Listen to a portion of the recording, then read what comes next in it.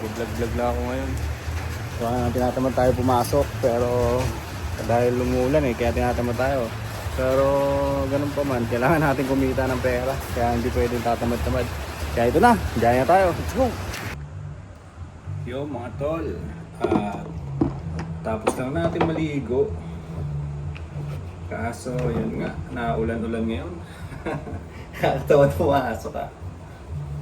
Pero siyempre kahit tinatamad tayo, pasok tayo, di ba? Hindi pwede pa tamad-tamad dito sa Pilipinas, bata. Hindi ka magkakaroon ng pagkain sa lamesa, bata, pag patamad-tamad ka. Narinig niyo ba yun mga tol? Yung patak ng ulan sa bubungan.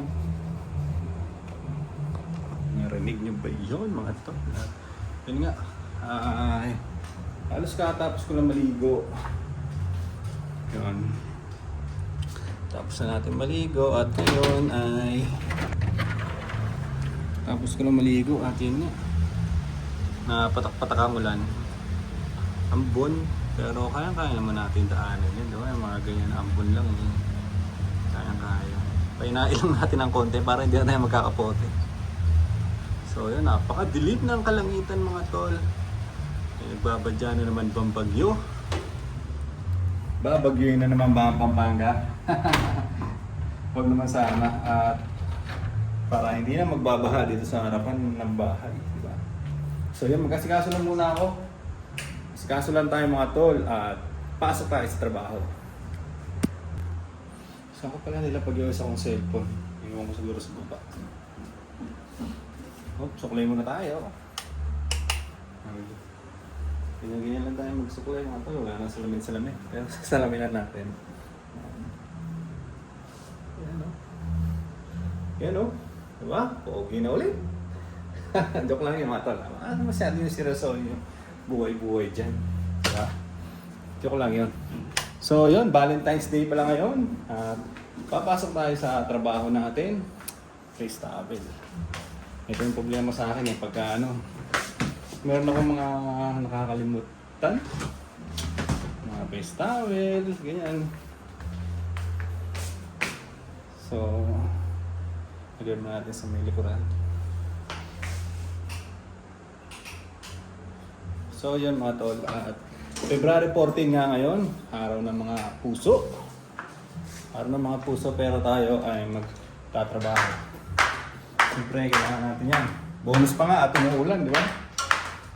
Bonus pa at umuulan. Ganito lang yung suot natin sa trabaho. Ano, narinig niyo ba yan? Naririnig niyo ba ang ng ulan? Tutbas muna ako. At grabe talaga. Kayo naman yan, di ba? Oh? Woo! Inaaning na lang natin yung sarili natin. Siyempre tayo lang mag-isa Sino ba naman aaningin natin? Hindi sarili lang natin, di ba? So yun mga tol, magtututbrush na muna ako. Time check. Oras ngayon, 10:25 na umaga. 10:25 na umaga, 11:30 nga ang pasok ko. So, sisibat na ako niyan. Sakto yan pagdating doon. 11:30. Di ba? So, yun mga tol. Tapos na natin mag-toothbrush. At umuulan pa rin. Siguro magkakapote na lang ako ngayon. Doon naman yung kapote natin sa loob ng sa loob na tricycle. Hindi pa natin sinasarado doon. Bukas na tayo. Magaskaso muna tayo dito.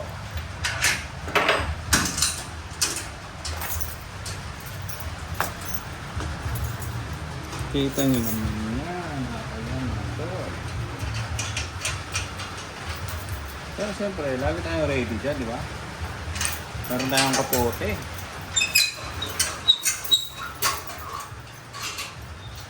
Yun, no? Medyo malakas-lakas to.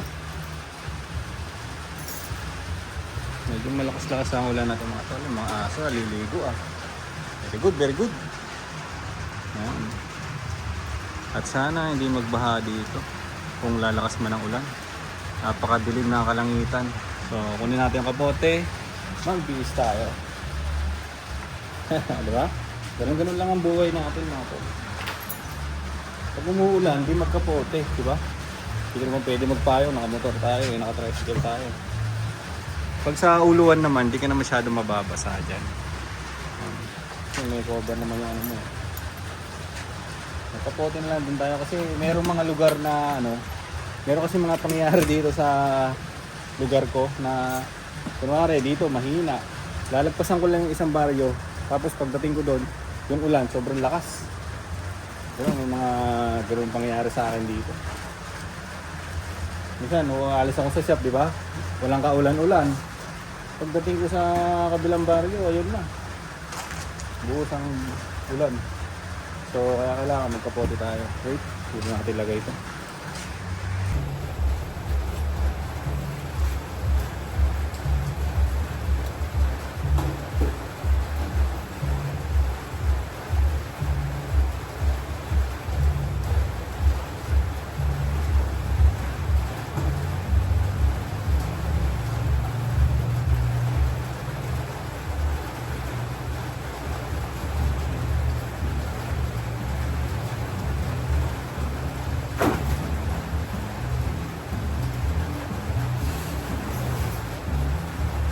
Pinag-isipan ko ba kung saan yung sa harap saka sa likod, eh. Parehas lang natin.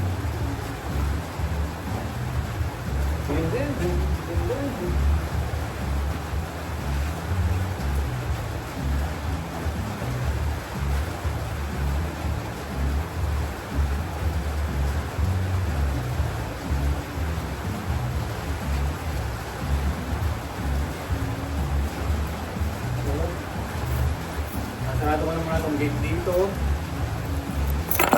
At yung ano sa loob. Wait, para dire-diretso na tayo. Sarado natin to. Malinaw din pala pag nakaganyan. Harap.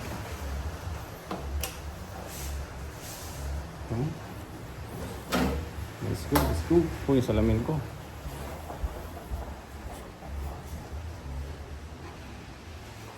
Tara. Kailangan natin magtrabaho. Sigurado niya, wala na naman papasok sa shop niyan. Lalo na ngayon, naulan pa. Ako. Tara. So yun mga tol, naka-ready na tayo.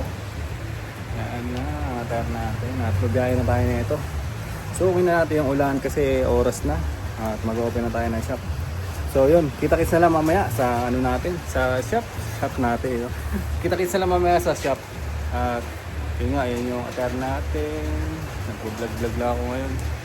So tinatamad tayo pumasok pero dahil lumulan kaya tinatamad tayo. Pero ganun pa man, kailangan natin kumita ng pera. Kaya hindi pwedeng tatamad-tamad. Kaya ito na, gaya na tayo. Let's go! So yun mga tol, andito na ako sa shop. At magtatanggal na tayo ng kapote natin siyempre. Yun.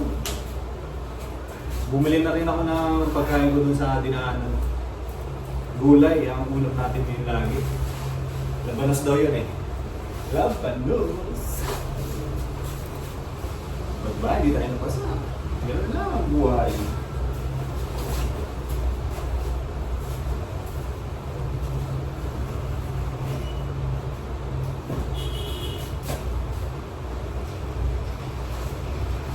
Hindi naman tayo pumasok.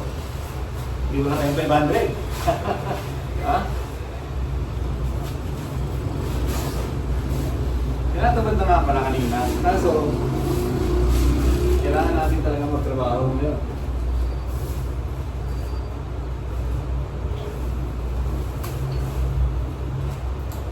Sayang din naman, di ba?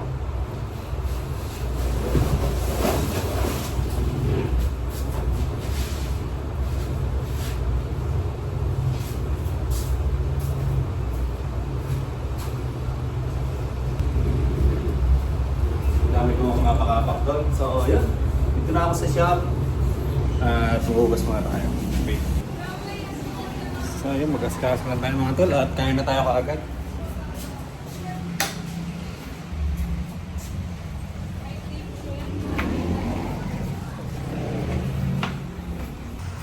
So yun mga tol, ito na nga pala yung pagkain natin.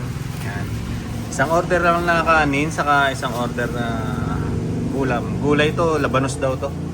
So lipat muna natin dito. go, let's go. Kakain na.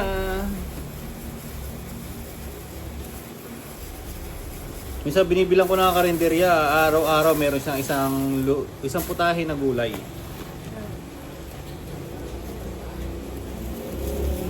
Dito sa harapan, bihira lang maggulay eh.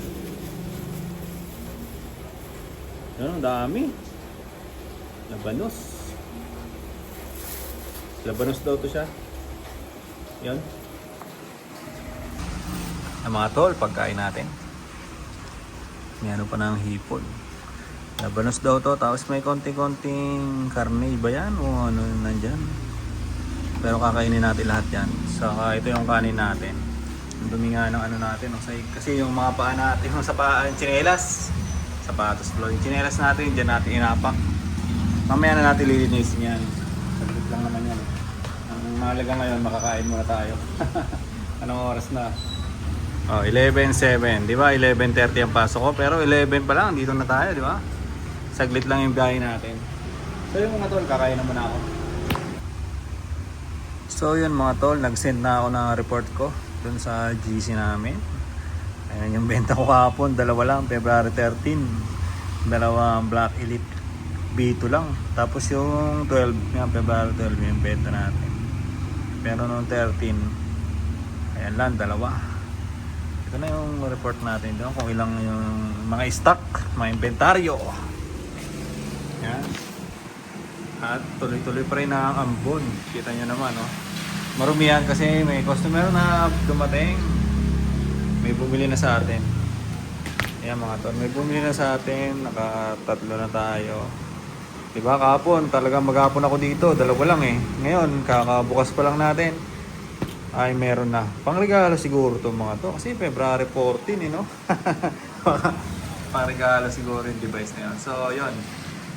Gawa na nag-aampun-ampun na ganyan. Kaya talaga expect mo na yan. Diba? Yung dumi na yan. So, ganyan lang muna. Maya-maya, magbubukas tayo pa rin ng aircon natin.